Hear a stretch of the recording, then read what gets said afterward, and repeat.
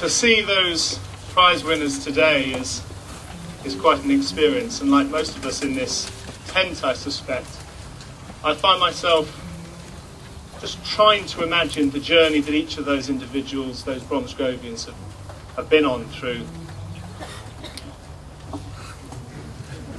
the last year.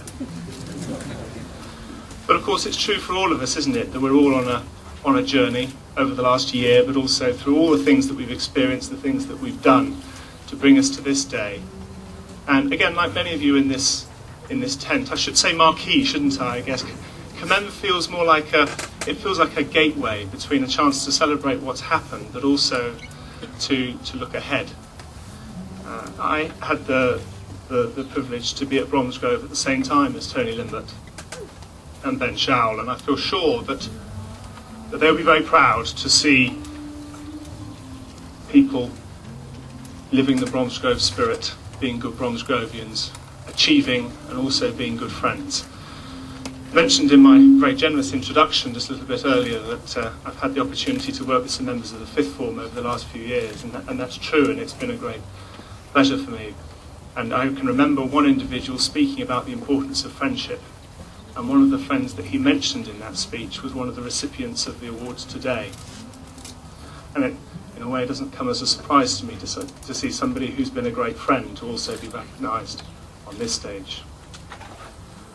I have to be honest with you, linking into that the experience of working with the fifth form, about 3 years ago I did receive a telephone call from Mr. Bowen.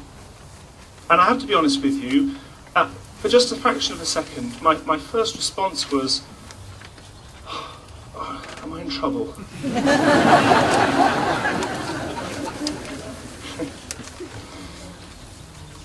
He went on to say, now look, Simon, I've talked to the head. I thought, oh no, I've got a school detention. I'm 32 and Mr. Bowen's found out about the time. I should stop right there, shouldn't I? Let sleeping dogs lie, shall we, Mr. Bowen, I think. But of course what he went on to say was to say, Simon, I would love you to come and speak to the fifth form. And I said, that would be an absolute pleasure and a privilege. And it was. Members of the upper sixth, it's good to see you again. Members of the lower sixth, it's good to see you again. Members of the fifth form, it's good to see you again. Members of the upper fourth and the lower fourth, just you wait. I find myself at a time like this just reflecting back on the last time that I spoke to the entire school here at Bromsgrove. April 1995, I think it was, in Routh Hall. And as vice-captain of athletics, with the captain being away that day, it fell to me to introduce and announce school colours. And I was determined that I was going to announce school colours without notes. Which was a mistake, as it turned out, because I completely forgot what I was talking about. In fact, my best piece of advice I can suggest to you when it comes to speaking is, just on the off chance, have a little emergency prompt card on standby, just in case you do forget what you've been talking about. Particularly as happened to me on that particular day, when the person whose name you can't remember is the son of the headmaster.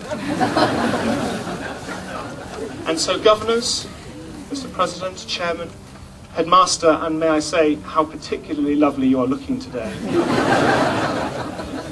Wonderful, lovely with the trousers on. And fellow Bromsgrovians.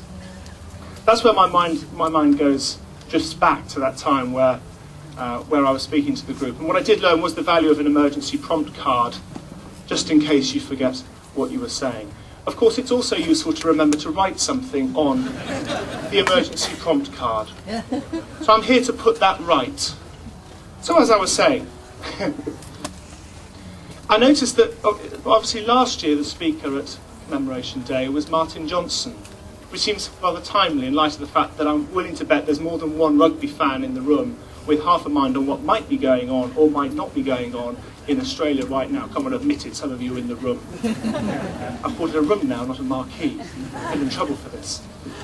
But something that struck me right towards the end of Martin Johnson's speech, I mean, a living legend, isn't he? A living legend. Right towards the end of his speech, he said, if you can take advantage of opportunities in life, that's what it's all about.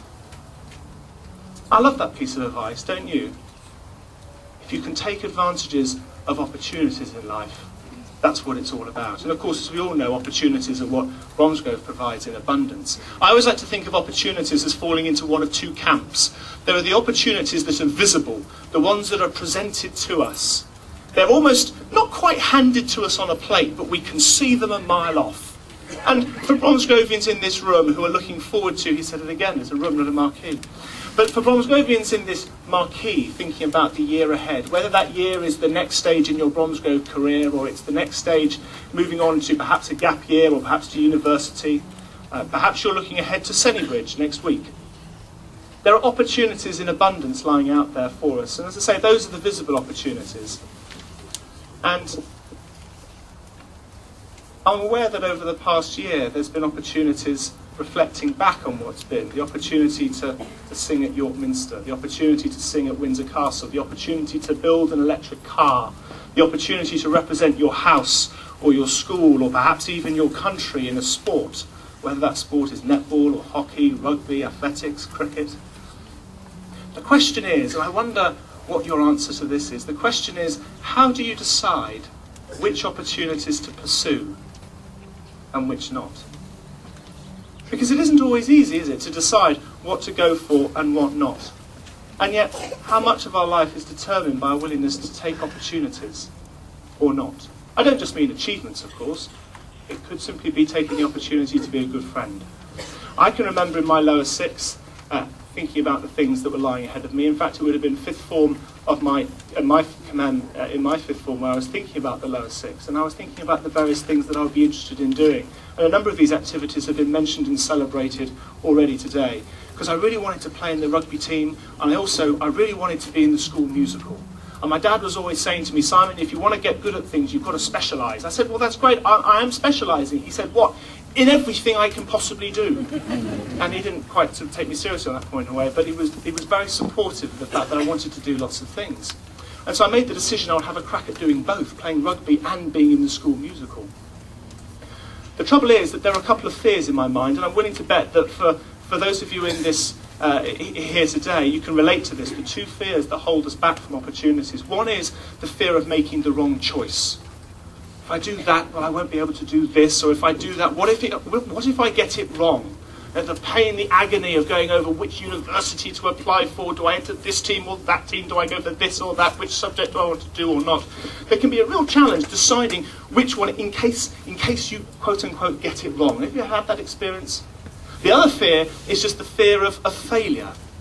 And believe me, I can absolutely relate to both of those in my own experience, and I suspect that at some point in your life, perhaps recently, perhaps more distant, it's something that you can relate to too. Those two fears, the fear of failure, the fear of making the wrong decision. So in my case, I felt pretty confident about having a crack at rugby because I did lots of sport at school. But there was a problem when it came to the school musical, because I was going to be standing opposite, or if that was my intention, was to get a secure role in the school musical Showboat, opposite a lady called Olivia Safe. Yes, there's one or two nods of recognition at that point, isn't there? Yes, Olivia Safe, who has subsequently gone on to sing Christine Daae in Phantom of the Opera. She's a wonderful professional singer. I am not a singer. Headmaster, I envy your skills and abilities then singing today.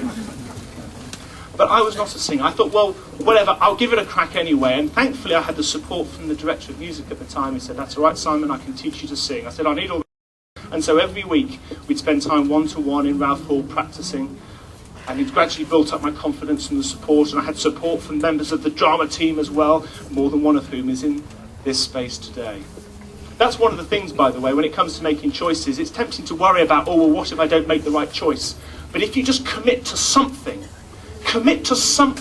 make something happen, even if you're not sure whether it's the right choice or not, what you'll find is that other people come in to support you. And also what you'll find is that confidence comes from having done something.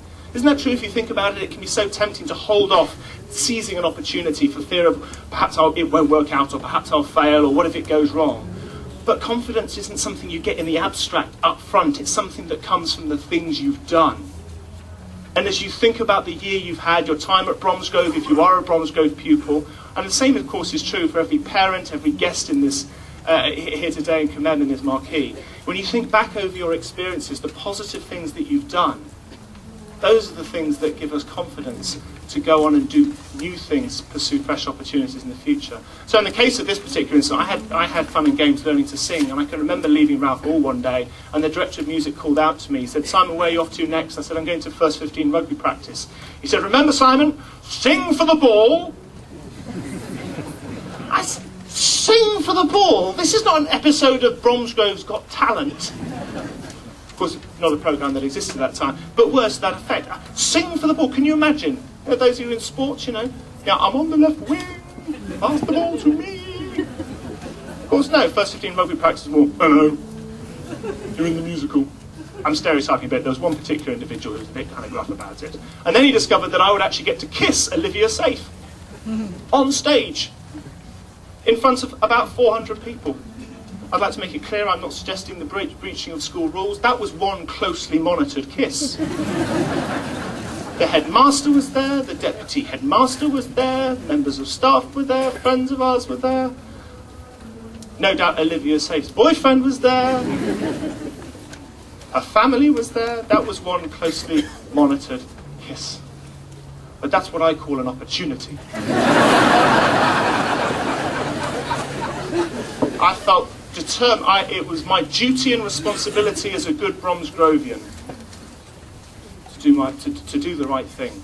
Turning back to the first 15, "Oh, you want to kiss Olivia Safe on stage?" I said, "Just doing my job." Part of the business.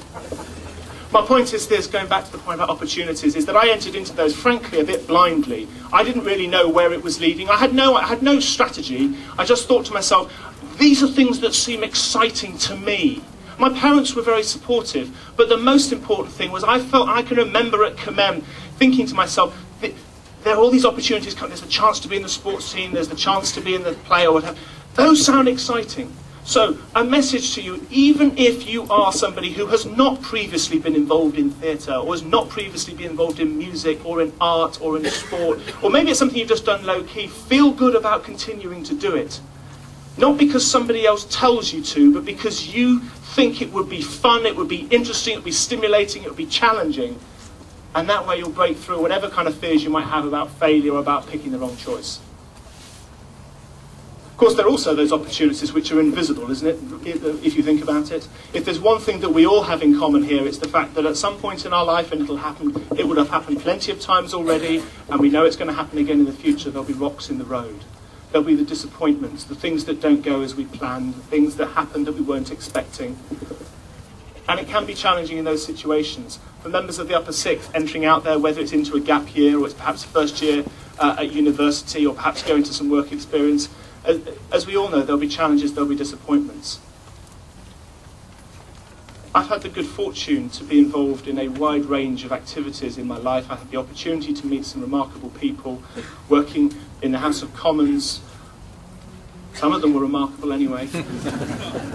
But working in politics, working in business, working with young people in more than 90 schools across London and the South East, working with people from all walks of life in the world that I'm in now, which is helping people with public speaking.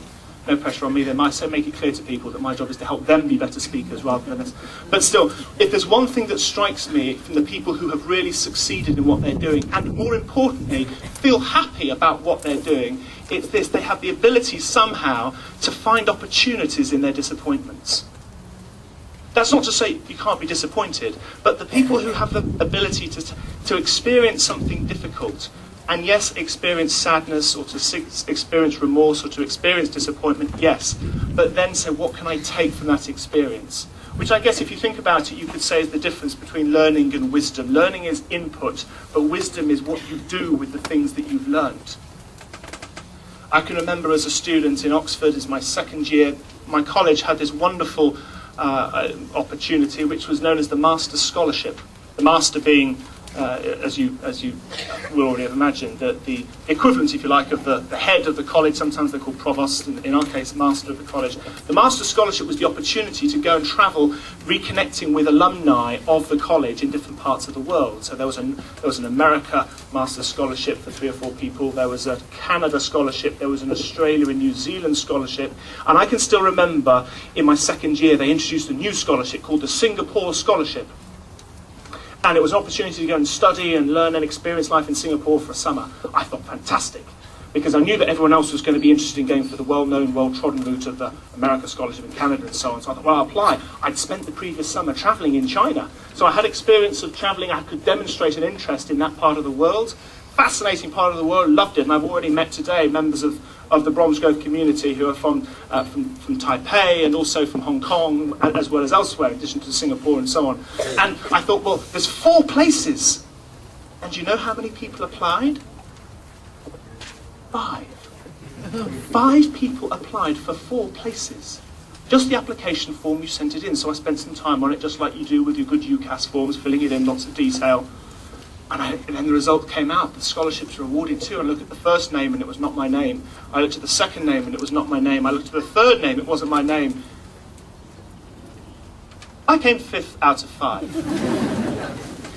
And you know, it was a bit of a disappointment, if I'm honest. And again, each and every one of us can relate to disappointment. And something very odd happened at that point. I had a quick chat with my friend. He said, oh, I didn't get it. I said, oh, you should tell them that you really cared about it. Nice piece of advice. This is very unlike me to do this. I couldn't resist it. Sometimes you get a rush of blood to the head and you just go off and do something impulsive. So off I went. I went to the master's lodgings. I knocked on the door. He said, come in, come in. I went in. I felt terribly anxious about it, but it just seemed like the right thing to do. I said, look, just so you know, I'm one of the applicants for the Singapore Scholarship. I said, and I just want you to know, I was an applicant. I just wanted to say I was really disappointed, obviously, that I didn't secure a scholarship, but you know, the decision made, I understand that. If you've got any feedback or any kind of suggestions on what I could do differently in the future, I'd really appreciate it, because I travelled in China last year. I'm really interested in that part of the world. I'd love to have the opportunity to go and spend some time there in the future. I said, well, I mean, if I'd known then what I know now, I might have thought about it differently. But obviously the decision's been made, but it sounds to me like that you're rather a good candidate. He said, now I've just come off the phone to one of our old members in Hong Kong, and we're just about to release news of a new scholarship for Hong Kong. There are 2 spaces. I'm going to put it up on the notice board in 3 hours' time, but if you come back to me within the next 3 hours, one of the 2 spots is yours. The question is, do you want it? That was in 1997, the year of the handover. I said, I'll think about it. 4 nanoseconds later, I said, yeah, sounds great, I'd love that. And I had the opportunity as a result to spend 2 months in Hong Kong, or should I say Xiangang, or Hong Kong, at the time of the handover. Got to see the police officers change their badges with the sovereignty. The most extraordinary thing, but it came from a disappointment. What's the reason for telling that story? Answer, there'll be rocks in the road, there'll be things that go wrong, whether it's the desire to get into a particular society or community or something in college or university, or a result that doesn't go your way. But if you can see the opportunity that comes in that, you'll never fail. You'll only ever succeed. To have the opportunity to speak here on this day at Commem is, and I absolutely mean this with every bone in my body, is the single greatest privilege of my speaking career. To have the opportunity not just to speak at this day, but more importantly, to have the opportunity to look you in the eye as one Bromsgrovian to another, and to say that in life as you go forward, be bold in the decisions that you make. Feel good about what you've already done, and if that phone call is for me, I'm not available. Feel good about the things you've done. Take that confidence and that energy and that insight and that wisdom and use it to propel yourself forward into whatever it is that you choose to do in the future, because you want to do it, not because somebody else tells you to. Seize the opportunities, and as you encounter disappointment as and when that happens, because it will happen, as we know, feel good about taking the time and then looking for what you can learn from that experience. If you're in the lower 4th, upper 4th, 5th form, lower 6th, I wish you every success in the days, the weeks, because that's the holidays, which is important, and the years ahead. The members of the upper 6th, I can say only this: be bold, be adventurous, and most importantly of all, go out there and be the best Bromsgrovian you can be. Not just today, not just tomorrow, but always.